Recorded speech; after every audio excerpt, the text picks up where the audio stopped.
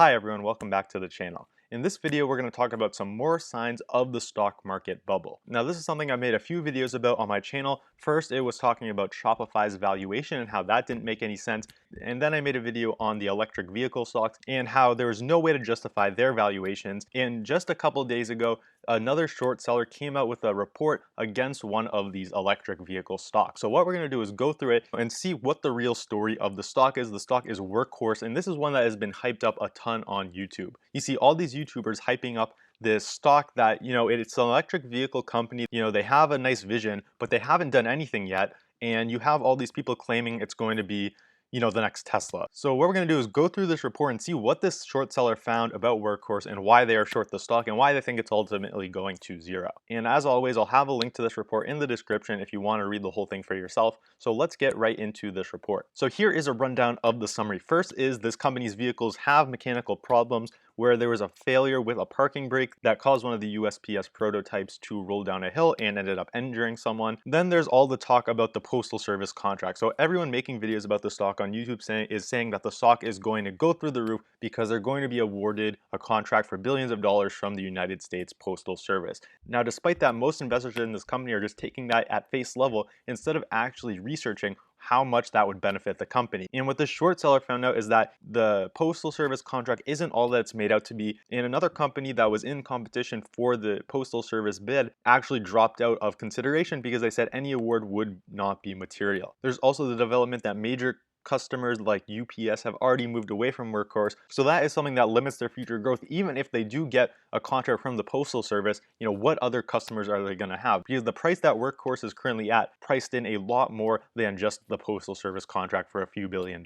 Now, in terms of the actual vehicle, currently, employees told them that there were no purchase orders currently being fulfilled, and in their plant, they only have show units and prototypes of their trucks. They didn't have any functioning vehicles there, and not a very sophisticated manufacturing system either, where they had no automation, no assembly lines, and no IP protection. So there's not really anything about this company that gives them a moat. They have no intellectual property, no technology that makes them better than any other electric vehicle company out there. Now, this is a big thing in the report, talking about the stock promotion that's going on. And this report claims that a number of YouTubers out there are being paid by Workhorse to pump up the stock. Now, I'm not going to comment on that because I have no idea if that's true or not. But again, they have a whole section on that if you want to check it out in this report. Again, they have very little intellectual property. They only have 2 patents. And the Lordstown CEO and founder of Workhorse is allegedly someone who mimics ideas, has a history of misleading investors, and has decades of destroying investor capital. Another thing that's not a surprise that insiders are selling. There's been a huge amount of insider selling over the past few months as the stock has been pumped up to new highs. And according to this report, the catalyst for Workhorse stock crashing is that we're going to see Q3 and Q4 revenue misses by a large amount, and they think Lordstown's SPAC merger won't go through. So Lordstown, I guess, is another one of these electric vehicle stock that wants to go public via a SPAC, and this report talks about them a lot too. Them and Workhorse are very intertwined for a number of things, and so this report really goes into both of them and how there's no way that their current valuation is justified. So first we get to this huge deal about the Postal Service contract, because if you pull up a YouTube video on Workhorse, this is the biggest thing they're going to be talking about, and how Workhorse is going to be the future because they are soon going to be the vehicles behind the entire Postal Service. Now, there's another company that just dropped out of the bidding for this contract. It was VT Hackney, and this bidding contest has gone on for 6 years, and the fact that this company sold off their bid rights for just $7 million, that is a pretty immaterial amount to them. Well, the truth is the actual US Postal Service award would actually turn out to be worth less than $19 million. That's a big difference from the $6 billion that is claimed on a lot of videos. And there's also reports that Workhorse isn't even in the bidding anymore anyway, where there's multiple reports back in 2015, 2016 of Workhorse not moving on to the next round of the process. Right? It seems like they've been eliminated multiple times from, the first 15 suppliers down to the 6 suppliers. Workhorse wasn't involved in that group, yet you see Workhorse bulls continue to argue that they will ultimately get the USPS contract. So this company actually goes into who will win the Postal Service contract, and they think it's going to be one of 2 companies. It'll either be Ford or it'll be Carson, which is a Turkish bus manufacturer. That's an established company with a lot of revenue and automated factory, with a capacity of over 18,000 vehicles. And then there's the talk about Workhorse having a 10% stake in Lordstown Motors, which is one of those other electric vehicle companies, in exchange for using their IP, in exchange for using their intellectual property. And even though this is valued at around 350 million, a competitor to these companies said that this intellectual property is really worthless. There's really not much there at all that'll give them any sort of advantage for making vehicles today. Okay, this page goes into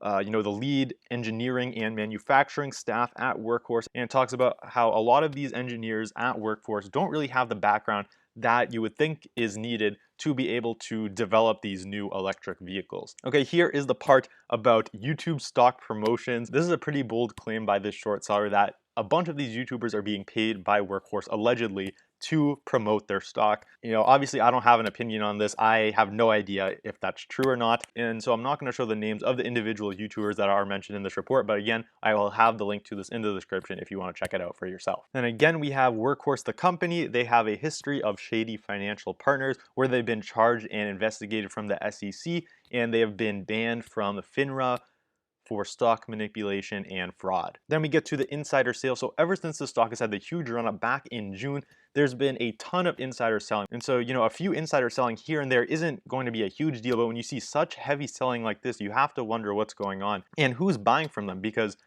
it seems like insiders are selling their shares, and the people that are buying these shares are new investors that see some YouTube videos and are drawn to the excitement of this company and are buying from the insiders. And so the question is, if all these retail investors have so much faith in the company, why doesn't the management team, the ones that actually knows what's going on and the real inside progress of this company? So now we can take a look at Workhorse.